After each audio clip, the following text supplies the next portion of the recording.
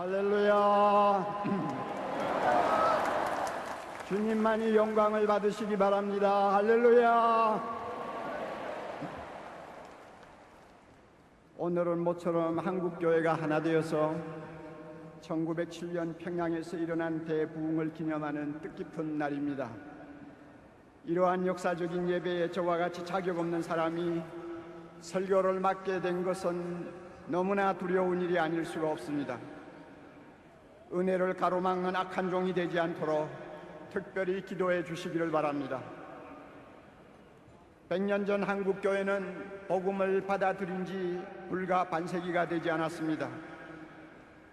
믿는 사람도 3, 4만 명에 불과했습니다. 이렇게 나약한 한국교회를 하나님이 특별히 찾아오셔서 성령의 불을 부어주셨습니다. 원산에서 타오르기 시작한 성령의 불길은 평양에서 그 절정을 이루었고 그 후에 연이어 한반도 곳곳으로 퍼져나갔습니다. 그러자 수년 사이에 수십만 명이 예수를 믿고 교회로 들어오는 놀라운 부흥이 일어났습니다. 그 후 나라가 기울자 교회는 사경회라든지 항일운동이라든지 사회 계몽에 앞장서면서 절망에 빠진 백성들을 끌어안아 줄 수 있었습니다. 교회가 핍박을 받을 때는 순교의 피를 흘려 한국교회의 등불이 꺼지지 않도록 하였습니다. 어디 그뿐입니까? 세계가 주목하는 오늘의 한국교회를 가능케 한 뿌리가 어디에 있다고 생각합니까? 저는 평양 대부흥이라고 확신합니다. 이런 전무후무한 은혜를 100년 전에 이 땅에 허락하신 하나님을 우리가 어찌 찬양하며 경배하며 영광을 돌리지 않겠습니까? 우리가 평양 대부흥을 돌아보면서 무엇보다도 특별히 주목해야 할 중요한 사실이 하나 있습니다. 그것은 성령의 기름 부으심과 함께 강력한 회개운동이 일어나기 시작했다는 사실입니다. 이것은 우리가 흔히 아는 그런 회개가 아니었습니다. 성령께서 죄를 자복하도록 몰아붙이지 아니하면 절대로 일어날 수 없는 불가사의한 회개였습니다. 당시 기록을 보면 전에는 경험하지 못한 무시무시한 죄의 공포가 우리 위에 임하였다는 말이 있는가 하면 아무도 그것을 피하여 도망할 수 없었다는 말도 기록되어 있습니다. 이런 이유로 장대현 교회에 모였던 선교사들과 교인들은 밤새도록 가슴을 치고 통곡하면서 숨은 죄를 토해 놓았습니다. 이런 초자연적인 회개를 경험하면서 한국교회는 세상 앞에 새로운 모습을 보여줄 수가 있었습니다. 우리가 왜 100년 전의 부흥을 다시 사모하고 기다리는 것입니까? 가장 절박한 이유는 한국교회 다시 살아나야 하기 때문입니다. 한국교회 다시 살아나야 하기 때문입니다. 한국교회가 사는 길은 100년 전과 같이 성령의 기름 부음을 받고 교회 안에 있는 악한 것들, 우리 안에 있는 더러운 것들을 다 쓸어내는 회개밖에 없다고 저는 믿습니다. 우리는 한국교회 이래서는 안 된다는 탄식을 오래전부터 듣고 왔습니다. 오늘 이 시간 100년 전과 같이 다시 한번 하나님이 하늘을 가르시고 우리 중에 임하셔서 성령의 불, 통회하고 자복하게 하시는 회개의 영을 한국교회에 부어주시기를 간절히 사모하고 소망하는 시간이 되기를 바랍니다. 요한계시록에 나오는 사대교회는 오늘의 한국교회의 실상을 들여다볼 수 있는 거울이라고 저는 생각합니다. 솔직히 저는 이 말씀을 전하고 싶지 않았습니다. 우선 제가 너무 부담스러운 말씀이고 듣기에 거북한 말씀이고 기분이 좋지 않는 말씀이기 때문입니다. 그래서 저는 이 말씀 오늘 전하고 싶지 않아서 꽤 고집을 피웠습니다마는 주님은 밤낮 이 말씀에만 매달리도록 종을 몰아붙였습니다. 그러므로 설교자가 전하고 싶어서 전하는 말씀이 아님을 알아주시기 바랍니다. 오른손에 7영과 7뼈를 가지신 예수 그리스도께서 한국 교회를 위해서 주시는 말씀이라고 저는 믿습니다. 4대 교회를 향해서 주님은 이렇게 책망하십니다. 내가 내 행위를 아노니 내가 살았다는 이름은 가졌으나 죽었느니라. 내가 내 행위를 아노니 내가 살았다는 이름은 가졌으나 죽었느니라. 이름이 살았다는 것으로 보아 4대 교회는 평판이 꽤 좋았던 것 같습니다. 이름만 들어도 사람들은 아, 그 교회 대단하지, 대단해 하고 인정을 했던 것 같습니다. 성경학자들은 4대 교회가 한때 놀라운 부흥을 경험한 화려한 과거를 가지고 있었다고 생각합니다. 그들은 오랫동안 그 후광을 즐기고 있었던 모양입니다. 따라서 사람들 보기에는 살아 움직이는 교회처럼 보였을 것입니다. 열심도 뜨겁고 봉사도 많이 하고 예배도 감동적이고 뭐 하나 흠을 잡을 데가 별로 없었던 것 같습니다.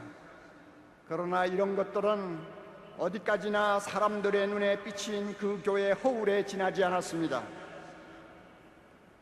불꽃 같은 눈으로 중심을 보시는 주님의 눈에는 불행하게도 그 교회는 행위가 죽어 있었습니다. 행위에서 온전한 것을 찾을 수 없었던 것입니다. 사랑하는 성도 여러분, 행위가 무엇입니까? 말씀대로 순종하는 삶입니다. 사랑하는 성도 여러분, 행위가 무엇입니까? 믿음과 행동이 일치하는 삶을 가리킵니다. 4대 교회 안에는 몇 사람을 빼고는 그렇게 사는 자들이 거의 없었던 것입니다. 저는 4대 교회를 보면서 오늘의 한국 교회를 보는 것 같다는 불안을 감출 수가 없습니다. 우리는 수십 년 동안 기적 같은 부흥을 경험한 화려한 과거를 가지고 있습니다. 지금도 우리는 그것을 자랑하고 있습니다. 5만이 넘는 교회, 1000만의 성도, 세계 제1의 교회, 새벽을 깨우는 대단한 열심, 남에게 뒤지지 않는 헌신, 10,000명이 넘는 선교사들, 많은 헌금, 큰 교회당 등 자랑거리가 한두 가지가 아닙니다. 세계를 다녀보십시오. 한국교회에서 왔다고 하면 다시 한번 우리를 쳐다봅니다. 겉으로 보면 한국교회는 절대로 죽은 교회가 아닙니다. 무엇보다도 한국교회에는 목숨을 아끼지 아니하고 충성하는 목회자들이 참 많이 있습니다. 말씀대로 살아보려고 목사보다 더 힘쓰는 평신도가 생각보다 많다는 것을 저는 잘 알고 있습니다. 이들이야말로 한국교회의 자존심이라고 아니할 수 없습니다. 그래서 만일 누가 오늘의 한국교회를 보고 행위가 죽었다는 소리를 하면 저는 그 말을 절대로 인정하고 싶지 아니한 사람 중에 하나입니다. 그렇지만 저의 이러한 확신을 흔들어 놓는 심각한 사실이 있습니다. 그것은 이 사회가 한국교회를 너무 불신하고 있다는 것입니다. 교회를 신뢰하지 않는 것 같습니다. 목사의 신뢰도는 오래전부터 하위권입니다. 교회에 들어왔다가 실망하고 등을 돌리는 젊은이들이 적지 않습니다. 전도를 해도 잘 받아들이지 않습니다. 무종교자들에게는 기독교가 제일 인기가 없습니다. 일반적으로 사람들은 우리를 이중인격자로 보는 것 같습니다. 말하고 행동하고 다르다는 것입니다. 사랑하면서 교회는 왜 그렇게 잘 싸우느냐고 비아냥거립니다. 예수를 믿는 우리가 자기들보다 더 정직한 데가 어디 있느냐고 따져 묻습니다. 돈을 사랑하는 데는 자기들과 똑같다고 봅니다. 사회의 각종 스캔들에 교회 다니는 사람이 끼어도 이제는 더 이상 놀라지도 아니합니다. 한마디로 자기들하고 다른 점이 별로 없다고 보는 것입니다. 기가 막히게도 우리는 이런 비난을 받으면서 한마디 변명도 제대로 못하고 있는 실정입니다. 솔직히 말해서 예수 믿는 우리들의 도덕성, 가치관, 처세관을 놓고 보면 세상 돌아가는 쪽으로 더 많이 기울고 있다는 것을 숨길 수가 없습니다. 우리도 모르게 우리는 세속주의의 늪에 빠져 허우적거리고 있는 모습을 세상 앞에 그대로 보여주고 있는 것입니다. 이처럼 교회가 짠맛을 잃으면 우리보다 더 악한 세상 사람들의 발에 짓밟히도록 내던지는 것이 주님의 징계요 심판입니다. 우리가 지금 그러한 끔찍한 상황에 놓여 있지 않는지 두려운 마음을 금할 수가 없습니다. 지금 주님께서 한국 교회를 보시고 뭐라고 하실까요? 이러면 살았으나 행위가 죽었다고 책망하지 않으실까요? 누가 아니요 하고 변명할 목사가 있습니까? 누가 아니요 하고 변명할 장로가 있습니까? 평양 대부흥 100주년의 진정한 기념은 이러한 우리의 영적 비참함을 있는 그대로 직시하고 가슴을 치는 데서 출발해야 된다고 저는 믿습니다. 사대교회를 보면서 제가 두려워하는 것이 또 하나 있습니다. 7뼈를 손에 쥐신 예수님께서 행위가 죽은 교회의 책임을 지도자에게 묻고 계신다는 것입니다. 사대교회 사자에게 편지하라. 사대교회 사자에게 편지하라. 사자는 교회 지도자요 목회자를 가리킵니다. 저는 주님께서 왜 목회자에게 책임을 물으시는지 조금 알 것 같습니다.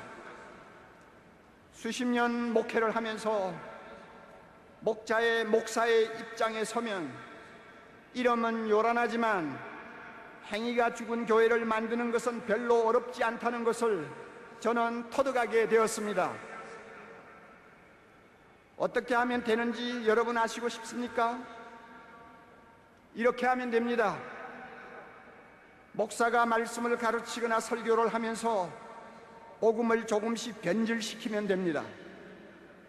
그리고 나중에는 복음이 얼마나 변질되고 있는지조차도 모를 정도로 둔감해지면 됩니다. 그러면 교회는 이름만 살았고 행위는 죽어질 수 있습니다. 우리가 잘 아는 바와 같이 복음이란 누구든지 예수를 믿으면 구원받는다고 하는 기쁜 소식입니다. 그러나 이 복음에는 진리의 양면성이 들어있습니다. 구원은 믿음으로 받지만 그 믿음의 진가는 순종하는 행위로 검증받아야 한다는 것입니다. 따라서 믿음이 구원의 절대적인 요소라고 한다면 행위는 구원의 필연적인 요소가 됩니다. 우리는 구원받기 위해 순종하는 것이 아니라 구원받았기 때문에 순종하는 사람들입니다. 그러므로 믿음과 행위는 따로 놓고 생각할 수가 없습니다. 예수님은 이 사실을 가리켜서 좋은 나무와 좋은 열매로 비유를 하셨습니다. 따라서 목회자는 믿음과 순종을 똑같이 중요하게 다루고 가르쳐야 합니다. 믿음으로 구원 얻는다는 로마서를 설교했으면 행함이 없는 믿음은 죽었다는 야고보서도 진지하게 가르쳐야 하는 것입니다. 청중은 원래 귀에 듣기 좋은 말씀을 선호하는 경향이 높습니다. 믿기만 하면 구원받는다고 하면 모두가 아멘 합니다. 믿음만 있으면 하늘의 복도 받고 땅의 복도 받을 수 있습니다 하면 할렐루야 하고 열광합니다. 그러나 행함이 따르지 않는 믿음은 거짓 믿음이요 구원도 확신할 수 없다고 하면은 얼굴이 금방 굳어져 버립니다. 말씀대로 살지 못하는 죄를 지적하거나 책망하면 예배 분위기가 금방 싸늘해져 버립니다. 듣기가 싫고 몹시 거북스럽기 때문입니다. 사랑의 교회에서 사역할 때 저는 비슷한 반응을 가끔 볼 수 있었습니다. 이런 청중의 반응에 예민해지면서 저도 모르는 사이에 그들이 좋아하는 말씀을 일부러 골라서 설교하는 사람으로 바뀌는 것을 보았습니다. 대신 죄라든지 회개라든지 순종이라든지 거룩이라든지 하는 듣기 피곤한 말씀은 할 수 있으면 피하거나 꼭 말을 해야 할 때는 달래듯이 부드럽게 말하고 싶어하는 유혹에 끌려가는 것을 보았습니다. 저의 이런 모습은 예수님이 절대로 바라시는 것이 아니었습니다. 저도 절대로 원하는 것이 아니었습니다. 그러나 실제로는 그런 일이 강단에서 일어나고 있었고, 그 결과 저도 모르게 복음을 조금씩 변질시키는 설교자가 되어가고 있었습니다. 이렇게 되니까 교회가 커지면 커질수록 말씀대로 순종하는 행위에는 별로 관심이 없고, 믿음만 가지고 떠드는 값싼 은혜에 안주하기를 좋아하는 무리들이 자꾸만 늘어가는 것을 볼 수가 있었습니다. 종교개혁자 루터를 여러분 기억하실 것입니다. 구원은 오직 믿음으로 받는다고 하는 놀라운 복음을 재발견한 위대한 지도자였습니다. 그는 우리가 구원을 받는데 의로운 행위는 아무런 공로가 되지 못한다고 가르쳤습니다. 그는 비텐브루크에서 34년간 4,000번 이상 설교를 했습니다. 그러나 믿음을 일방적으로 강조하는 루터의 신학을 제대로 이해하지 못한 사람들은 그의 메시지를 곡해하기 시작했습니다. 순종하는 행위에 대해서는 별로 관심을 두지 않는 사람들이 되어가고 있었습니다. 믿기만 하면 구원받는데 죄 좀 지었다고 해서 그게 뭐가 그렇게 대단한 거냐 하면서 자기 욕심대로 살기를 좋아하는 사람들이 되어가고 있었습니다. 따라서 그 도시는 믿음의 방종이 난무하는 타락한 사회가 되어갔습니다. 이런 기막힌 상황을 지켜보면서 루터는 자기 설교에 대한 확신이 흔들리기 시작했습니다. 그래서 한동안은 설교를 그만두었습니다. 그리고 그는 이렇게 단식했다고 합니다. 선한 양심을 가진 목사라면 설교하기보다 차라리 수레를 끌고 도를 운반하는 편이 낫겠다 라고 했습니다. 사랑하는 성도 여러분, 루터가 우리에게 주는 아주 값진 교훈이 하나 있습니다. 그것이 무엇인지 압니까?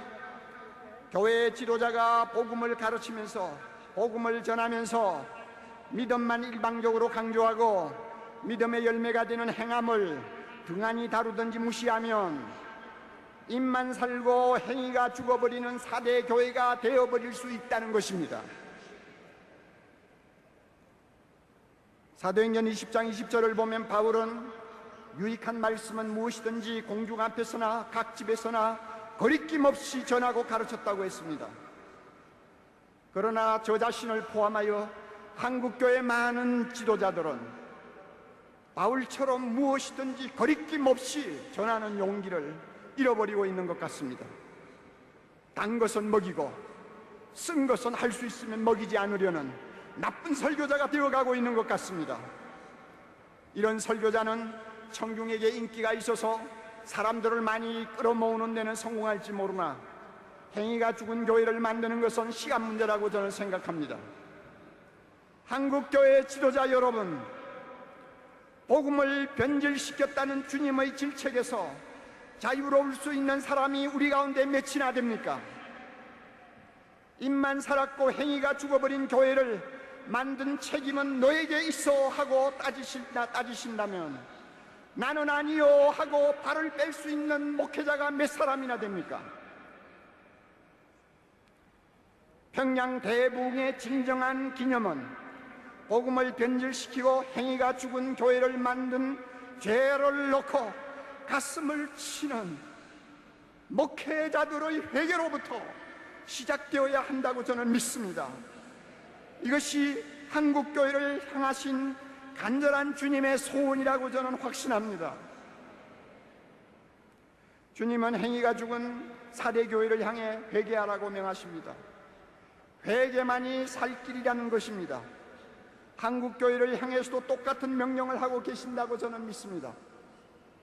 그러나 여러분, 답답한 일은 우리 힘으로 회개가 잘 안 된다는 것입니다.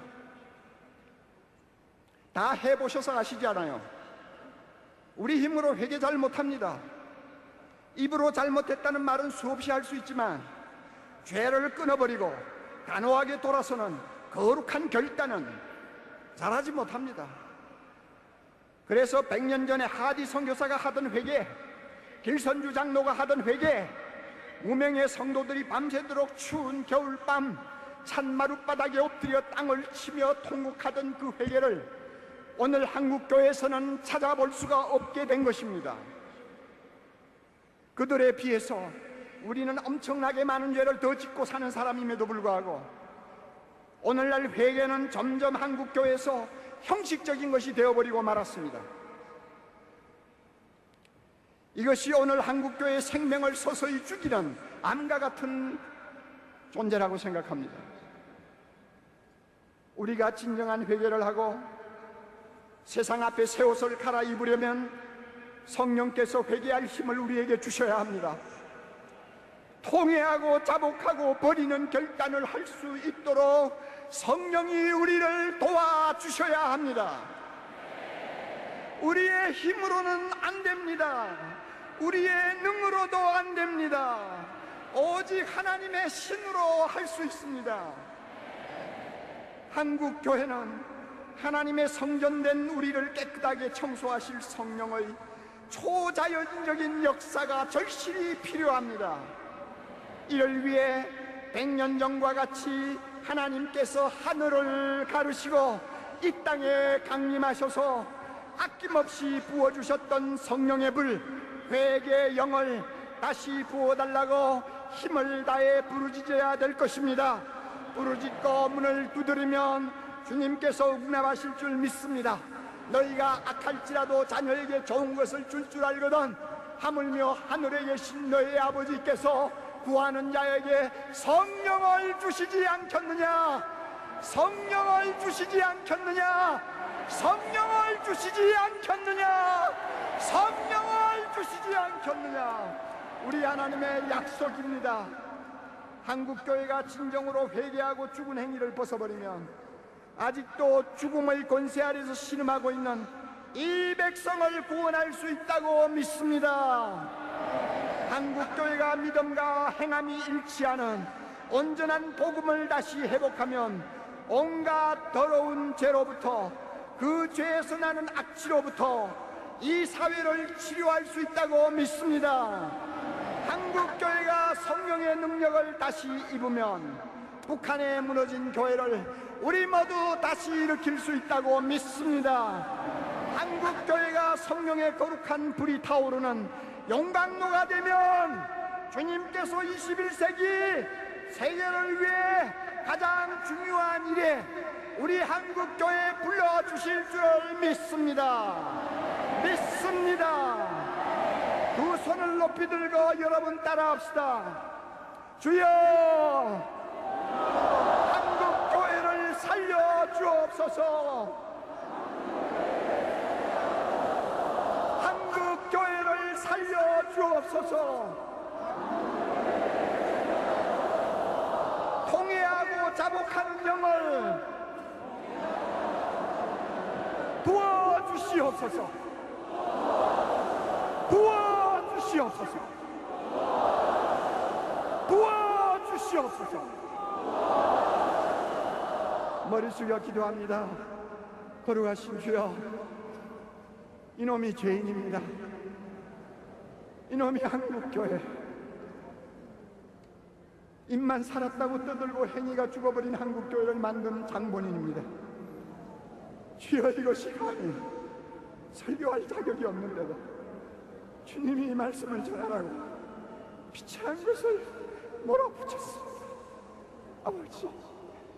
아버지, 겉모양은 요란하지만 내면은 죄악이 쌓여있는 이 한국교회는 주여 불쌍히 여기시고 성령을 부어주시되 통회하고 자복하는 영을 부어주셔서 이 한국교회를 깨끗하게 해주옵소서. 깨끗하게 하옵소서. 깨끗하게 하옵소서. 그리하여 이 민족에게 소망을 주게 하시고 이 나라를 바른 길로 인도하게 하시고 주의 거룩한 영광이 이 땅에서 경배를 받으시도록 축복해 주시옵소서. 예수님 이름으로 기도하옵나이다. 아멘.